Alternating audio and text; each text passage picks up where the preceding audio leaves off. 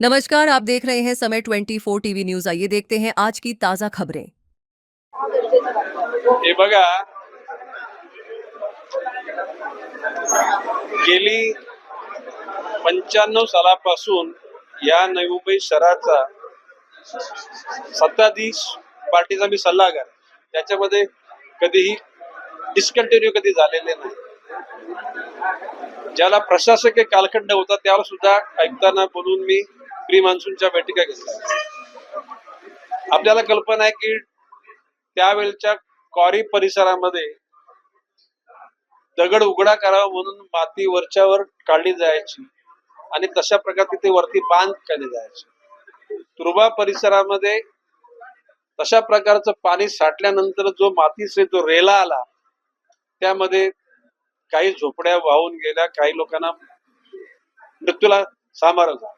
म्हणून आजच्या बैठकीमध्ये जरी क्वाऱ्या बंद असल्या तरी क्वारी परिसरामध्ये अशा प्रकारचा मातीचा ढीक आणि त्याच्यानंतर मातीचा रेला येऊन मनुष्यहानी होऊ नये म्हणून त्याची दक्षता घेण्याकरता सूचित करण्यात आले. आता गोरगरिबांना एकूण कुठल्या नाल्यामध्ये कोणत्या लेवल पर्यंत पाणी वाहतं याचं अज्ञान असल्या कारणानं बिचारे गरजेपोटी तिथे झोपड्या बांधतात आणि मग कधीतरी पूर झाला आणि मग त्यामध्ये झोपड्या सहित लोक वाहून जातात आणि मग बातमी येते की नवी मुंबईमध्ये अमुक अमुक परिसरात नाल्यामध्ये बांधलेल्या झोपड्या वाहून गेल्या आणि त्यांना लोकांना मृत्यूला सामोरं.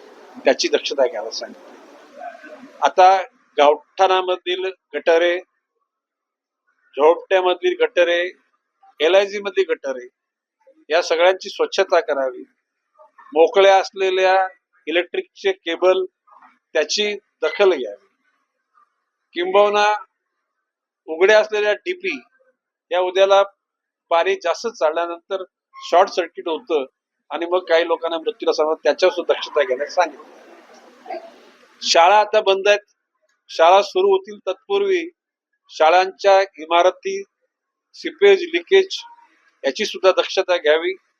त्याचबरोबर या कालखंडात उन्हामुळे असलेले विंचू, त्याचबरोबर असलेले साप हे आतमध्ये जातात आणि त्या बेंचेसवर कपाटामध्ये, तर 3-4 दिवस अगोदर त्या ठिकाणी इमारतीच्या सभोवताली स्वच्छता करावी. वरांडे, लायब्ररी असेल त्या ठिकाणी वर्ग असतील साफ करून त्या ठिकाणी विद्यार्थ्यांना कसल्याही प्रकारचा धोका होणार नाही याची दक्षता घ्यायला यावी. पंखे, ट्यूबलाईट, उघड्या वायरी याच्यावर सुद्धा त्याच्यावर लक्ष घ्या. आणि त्याचबरोबर आता आपण ठरवलंय की प्रत्येक शाळेमध्ये CCTV कॅमेरे लावायचे. ते CCTV कॅमेरे सुद्धा बरोबर आहेत की नाही त्याची सुद्धा दक्षता घेण्यास सांगण्यात आलेलं आहे. आता एकूण आपल्याला कल्पना आहे की नवी मुंबईमध्ये शिरतानाच त्या ठिकाणी वाशीच्या पुलाखाली 400-500 लोकांची वस्ती आहे. माणुसकी म्हणून त्या ठिकाणी त्यांना राहायला काहीतरी निश्चित संधी मिळाली पाहिजे. परंतु ज्या शहराला नावलौकिक आहे अशा शहराच्या प्रवेशद्वारावर जर अशा प्रकारची ज्याच्या अंगावर अर्धांग उघडं असतं अशा प्रकारची ती स्थिती असते. म्हणून माननीय तिथले उपायुक्त यांना मी फोनवरून सांगितले आणि आयुक्तांशी संपर्क करायला सांगितलेला आहे. माननीय श्री अमितजी काळे आणि त्यांना सांगितलं की त्यांना नोटिसा द्या, तिथल्या कलेक्टरना कळवा आणि इथून नवी मुंबई महापालिकेने खर्च करून त्यांना आपापल्या गावी पाठवण्याची व्यवस्था करावी. या नवी मुंबई शहरामध्ये लोकांचं असं म्हणणं आहे की त्या ठिकाणी काही ड्रग्ज, काही दारू पिण्याचे, काही विविध गुन्हेगारी स्वरूपाचे लोक सुद्धा त्या लोकांच्या मध्ये मिसळलेले आहेत. तर हा शहराला धोकाच आहे आणि म्हणून माननीय आयुक्त आणि पोलीस उपायुक्तांना सांगितलेले आणि गरज पडली तर पोलीस आयुक्तांशी पण बोलेन मी. आणि जेणेकरून अशा प्रकारच्या चुकीच्या पद्धतीनं वास्तव्य करणाऱ्या लोकांना इथून त्यांना एकदा चांगले लोक असतील ते बेघर असतील तर त्यांना शेल्टर होम मध्ये सुद्धा ठेवण्याची व्यवस्था करण्याची निश्चितपणे सांगण्यात येईल.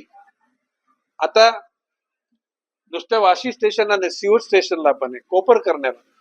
1 दिवसाकरता 2 दिवसा कोणी सुद्धा चांगले ठीक आहे, परंतु जर 12 महिने 24 तास जरी असे लोक राहतील तर शहराची विद्रुपता होते.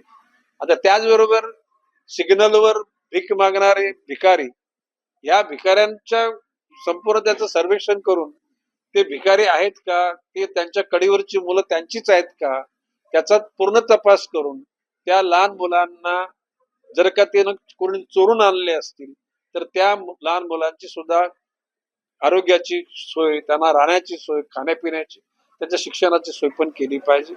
आणि भिकारी असतील तर त्यांना शेल्टर होम मध्ये नेऊन त्यांना अन्नधान्य दिलं पाहिजे. परंतु त्या सिग्नलवर भीक मागण्याची त्यांना मुभा देता कामा नये. तृतीय पंथीय माणसंच आहेत. प्रश्न असे की त्यांना एकूण सर्वेक्षण करून आपल्या शहरामध्ये किती तृतीय पंथी आहेत, त्याच्यापैकी जे वयोवृद्ध आहेत अशा लोकांना तर महानगरपालिकेनं स्वतः समाज कल्याण विभागाने त्यांच्या जेवणा खाण्याची, औषधाची सोय केली पाहिजे. जे काम करण्यासारखे असतील त्यांना काम पण दिलं पाहिजे. आणि जर काम करायची इच्छा नसेल तर त्यांचे समूह बनवून त्यांना उद्योगामध्ये लावलं पाहिजे. त्याकरता महापालिका पण पैसे टाकले पाहिजे. समाज कल्याण विभागाने गरज पडली CSR फंडामधून सुद्धा पैसे टाकले. परंतु तृतीय पंथ्यांचा नाक्यावर, सिग्नलवर त्या ठिकाणी राबता नको, भिकाऱ्यांचा नको. आणि आता नवीन फॅशन निघाले, काही फेरीवाले वस्तू विकायला सुद्धा सिग्नलला थांबतात.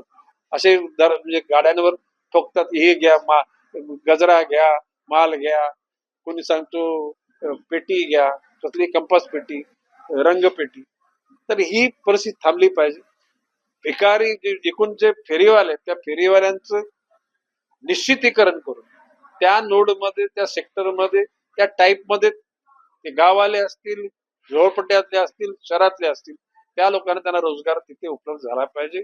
आणि राऊंड द क्लॉक पोलीसचे लोक, म्हणजे मी त्याला पालकमंत्री असताना आपल्या महापालिका करता एक पोलीस स्टेशन आपण निर्माण करत, आणि ते अंतिम टप्प्यात आहे. एक DCP, 2 एक ACP, 4 PI, 8 PSI, नंतर 200-250 कॉन्स्टेबल, आणि मग त्या ठिकाणी वॉर्ड ऑफिसचा एक माणूस आणि पोलीसचा माणूस राऊंड द क्लॉक तिथे 8-8 तासाच्या ड्युट्या करतील. तिथे फेरीवाल्यांना स्थिरावून देणार नाही. आणि पुन्हा त्याच्यावर व्हिजिलन्स करणारी गाडी तिथे असेल. एकूण आता सिलफाट्यामध्ये तुम्ही जर गेलात तर तिथे नारळ, फणस, ते कुठे ते सॉल्ट, कुठे तरी मीठ विकणारे, अशी लाईन लागलेली असते. ते नारळ सोललेले तिथेच पडलेले असतात. इतक्या सुंदर शहराची वाट लावण्याचं काम, आणि तिथे बाजूला गाड्या वगैरे राहतात, ट्रॅफिक जाम होते. आता एकूणच सिडकोच्या लोकांनी, नवी मुंबई म्हणजे सगळे अधिकारी नालायक तुम्ही म्हणणार नाही, पण काही सिडको मध्ये नालायक अधिकारी आहेत. हे मी मंत्री असताना जबाबदारीने बोलतोय. अपोलो हॉस्पिटलच्या बाजूला मी जस्ट जात असताना तिकडे एक पत्रे लावलेले मी बघितले, आणि आतमध्ये डोकावून बघितल्यानंतर तिथे 80% झाड आहेत, आणि पाठीमागून तिथे पोकलेन लागलेला आहे. कुठल्या तरी एका, कुठली कंपनी, लेवा पाटील कन्स्ट्रक्शन. नंतर मी सिडकोचे जॉईंट MD गणेश देशमुखांना फोन लावला, म्हणले काय चाललंय, कोण कोण हा जबाबदार. तिथे आम्हाला माहित नाही. माहित नाही कसं, ते कोणतरी साऊथ दयानिधी. आता त्यांच्याशी मी बोलणार आहे. आणि मी गणेश देशमुखांना महापौर बंगल्यासमोर असे पत्रे लावले, म्हणजे त्या पाठीमध्ये पत्रे लावायचे, आतून सगळी झाडं साफ करायची, तिथे बंगल्याचे प्लॉट काढायचे. आता महापालिकेच्या मोठ्या मुख्यालयाच्या समोर जवळजवळ 60% त्या ठिकाणी झाड आहेत. ती जागा सुद्धा विकलेली आहे. मी त्या तिन्हीच्या बाबतीमध्ये मी आमच्या वन विभागाला सांगितलेले वन संज्ञा लावा तिथे त्या ठिकाणी. कलेक्टर पांचाला बोललो, म्हटलं तुम्ही तर जिल्ह्याचे प्रमुख, तुमच्या नेतृत्वाखाली इथलं पर्यावरण राहतं. अशा प्रकारचे तुम्ही पानवठे, ज्याला आपण वेटलँड, ते वेटलँडचे आपले असलेले 8-10 स्पॉट त्यांनी वेटलँड नाही अशा प्रकारची सर्वेक्षण केलं. अंतिम त्यांनी सही केली नव्हती. त्याने बोलले की आम्ही आमचे मिनिट्स कन्फर्म केले नाहीत. जर कन्फर्म करण्याच्या अगोदर जर त्या ठिकाणी आक्रमकतेने बोललो नसतो तरी कन्फर्म झाले असते, आणि हे भूखंड विक्रीला बाहेर निघाले असते. सिडको मध्ये बिल्डर लोकांचे दलाल आहेत. मी विधान भवनात आमदार असताना बोललो होतो, आता मंत्री असताना बोलतो. लिटरली काही गावाच्या लोकांनी जुनी घरं बांधलेली आहेत, रिपेअर करायचा त्यांनी सुरुवात केली की लगेच त्या ठिकाणी येतात, ते तोडतात, पत्रे लावतात, आणि तो भूखंड विकतात. एका दिवसात भूखंड विकला कसं? म्हणजे माझं म्हणणं कशाला का एखादा बिचारा रिपेअर करतो ना, हे टेंडर एखाद्याला दिलेलं जातं आणि त्या ठिकाणी यांचं काम सुरू होतं. इतके नालायक लोक आहेत. आणि आता तर बाब अशी आहे, तुम्हाला माहिती आहे की महसूल मंत्र्यांच्या नेतृत्वाखाली मंत्रिमंडळासमोर प्रस्ताव आला माननीय मुख्यमंत्र्यांच्या आदेशानं की मुंबई आणि उपनगरे हे 2 जिल्हे सोडता महाराष्ट्राच्या वाड्या वस्त्या ग्रामपंचायत नगरपालिका महापालिका या परिसरामध्ये वन विभागाची जागा सोडून दुसरे असलेल्या सिडको MIDC किंवा MMB कुठल्याही जागांवर त्या ठिकाणी कोणी घरं बांधली असतील 2011 पूर्वीची तर ती नियमित करण्याचा निर्णय घेण्यात आलेला आहे. 0 ते 500 पर्यंत शून्य किमतीनं ती जागा त्यांना मिळेल. 500 स्क्वेअर फुटाची. त्याचबरोबर 500 ते 1000 रेडी रेकनरच्या 10% आणि पुढे 1000 ते 1500 परत रेडी रेकनरच्या 20% अशा प्रकारच्या जमिनी देण्यात. मग असे कायदा झालेला असताना सिडकोचे लोक नोटिसा देतात कशी? आता आपल्या एका महाभागाने वॉर्ड ऑफिसरनं त्या लक्ष्मण पाटलाच्या त्या वॉर्ड मध्ये एक लोकांना जुनं घर 2000 काहीतरी 8 सालची घरपट्टी आहे त्यांनी नोटीस लावली. काय तुम्हाला अधिकार आहे?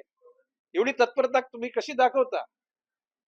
ज्या गोष्टी अनधिकृत आहेत त्या ठिकाणी तुमचं लक्ष, गोरगरिबाचं छप्पर तो सावरतोय त्या ठिकाणी तुम्हाला त्याला डिस्टर्ब करा, त्याला तणावामध्ये ठेवण्याची तुमची इच्छा कशी होते? लोकांना पॅनिक करत, स्ट्रेस येतो लोकांवर. एखादा जर हार्ट अटॅक आला याची पाप त्यांच्यावर जातील. त्याच्यानंतर आता म्हणजे हॉस्पिटलच्या बाबतीमध्ये औषधाचा पुरवठा नीट करून ठेवा, मशिनरी नीट करून ठेवा, पोकलेन तयार करा, बोटी तयार करा. ज्या वेळेला एखाद्या ठिकाणी पूर होईल त्याला 2-4-5 दिवस जर पाणी साठलं तर त्या लोकांना उंच असलेल्या टायरच्या गाड्यातून त्यांना रेशन पाणी देण्याची सोय करा. अशा प्रकारचे मी पालघरला सुद्धा वसई विरार महापालिकेच्या आयुक्तांना आणि कलेक्टर आमचे जाखड मॅडम त्यांना सगळ्यात ते पण झाले ना, आज पण आयुक्तांना त्या गोष्टी सांगितलेल्या.